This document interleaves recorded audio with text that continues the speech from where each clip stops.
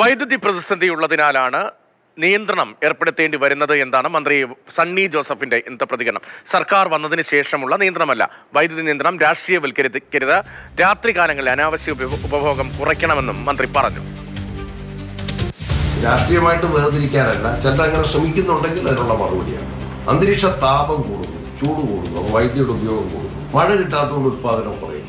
25 degree സെൽഷ്യസിലെങ്കിലും AC ഇട്ടാൽ നമ്മളെ വൈദ്യുതി ഉപയോഗിക്കുന്നത് കുറച്ച് കുറയും. ആവശ്യമില്ലാത്ത ലൈറ്റുകൾ ഓഫാക്കിയാൽ, കടകളിലാണെങ്കിലും വീടുകളിലാണെങ്കിലും ആവശ്യമില്ലാത്ത ലൈറ്റുകൾ ഓഫാക്കിയാൽ രാത്രി കാലങ്ങളിൽ കുറയും. പിന്നെ രാത്രി കാലങ്ങളിൽ അയൺ ബോക്സ് ഉപയോഗിക്കുന്നതും അങ്ങനെയുള്ള മോട്ടോറുകൾ പ്രവർത്തിക്കുന്നതും ഒഴിവാക്കിയാൽ, ഉപകരണങ്ങൾ കഴിയുന്നത്ര പകൽ സമയത്ത് ഉപയോഗിച്ചാൽ അവിടെ നമുക്ക് രാത്രി കാലത്തെ അത്യാവശ്യങ്ങൾക്ക് ഉപയോഗിക്കാൻ വേണ്ടി വൈദ്യുതി കിട്ടും. അങ്ങനെയും സഹകരിക്കണമെന്ന് ഞാൻ അഭ്യർത്ഥിക്കുക. വൈദ്യുതിയുടെ പക്ഷം നമ്മൾ വിചാരിച്ച ഒരു ദിവസം ഒരു റോഡ് പണിയുന്നത് പോലെയോ അല്ലെങ്കിൽ മറ്റേതെങ്കിലും ഒരു കെട്ടിടം പണിയുന്നത് പോലെയോ വേഗത്തിലാക്കാൻ കഴിയില്ല. സാങ്കേതികമായ ഒരുപാട് പ്രയാസങ്ങളുണ്ട്.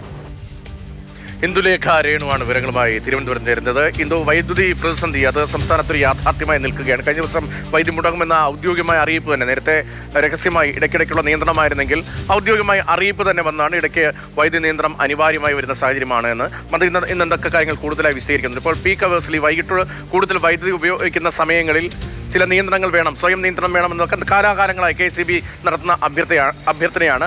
അതിനപ്പുറത്തേക്ക് ഈ പ്രതിസന്ധി പരിഹരിക്കാൻ എന്ത് ഇടപെടൽ നടത്തുന്നു എന്നതാണ് മന്ത്രി വിശദീകരിക്കുന്നത്. രതീഷ്, കഴിഞ്ഞ കുറച്ച് അധികം ദിവസങ്ങളായിട്ട് നമുക്കറിയാം രാത്രികാലങ്ങളിൽ പവർ കട്ടുണ്ട്. അത് അരമണിക്കൂർ ഇടവിട്ട് 1-2 തവണയായിരുന്നു ആദ്യമെങ്കിൽ ഇപ്പോൾ അത് 3 തവണയിലേക്ക് കടക്കുന്ന ഒരു സാഹചര്യങ്ങളുണ്ട് പലയിടത്തും. പൊതുജനം അക്കാര്യത്തിൽ വല്ലാത്ത രീതിയിൽ വലഞ്ഞിട്ടുണ്ട്. പ്രത്യേകിച്ച് ഈ രാത്രികാലങ്ങളിലുള്ള പവർ കട്ട് എല്ലാവരെയും ബാധിക്കുന്നുണ്ട് എന്ന് തന്നെ പറയാം. പക്ഷേ അതിനൊരു കാരണമായി പറയുന്നത് നമ്മുടെ വൈദ്യുതി ഉപയോഗത്തിൽ വലിയ രീതിയിലൊരു വർധനവുണ്ടായിട്ടുണ്ടെന്നാണ്. 1000 മെഗാവാട്ടിൻ്റെ വർധനവാണ് ഈ അടുത്തായിട്ട് വൈദ്യുതി ഉപയോഗത്തിൽ ഉണ്ടായിരിക്കുന്നത്. അതുകൊണ്ട് നിയന്ത്രണം കൂടുതൽ ആവശ്യമായി വേണ്ടി വരുന്നു എന്നാണ് വൈദ്യുതി മന്ത്രി പറയുന്നത്. മാത്രമല്ല, കാലവർഷം ഇങ്ങ് എത്തിയിരുന്നെങ്കിലും പ്രതീക്ഷിച്ച രീതിയിൽ ഒരു മഴ ലഭിച്ചിട്ടുണ്ടായിരുന്നില്ല. അതും ഈ വൈദ്യുതി ഉൽപ്പാദനത്തിൻ്റെ കുറവ് ഉണ്ടാക്കാൻ ഒരു കാരണമായിട്ടുണ്ട്. ഇത് കേരളത്തിലെ മാത്രം ഒരു പ്രതിസന്ധിയല്ല, രാജ്യത്തൊട്ടാകെ ഈ ഒരു അവസ്ഥയിലൂടെയാണ് കടന്നു പോകുന്നതെന്നും മന്ത്രി പറയുന്നുണ്ട്. അതുകൊണ്ട് തന്നെ ഇത് UDF സർക്കാർ നിലവിൽ വന്നതിന് ശേഷം എടുത്ത ഒരു തീരുമാനമാണ്, അല്ലെങ്കിൽ അങ്ങനെ സംഭവിച്ച ഒരു കാര്യമാണെന്ന് പറയാൻ പറ്റില്ല. ഈ ഒരു പ്രതിസന്ധിയെ ഒരു കാരണവശാലും രാഷ്ട്രീയവൽക്കരിക്കരുത് എന്നുകൂടി അഭ്യർത്ഥിക്കുകയാണ്.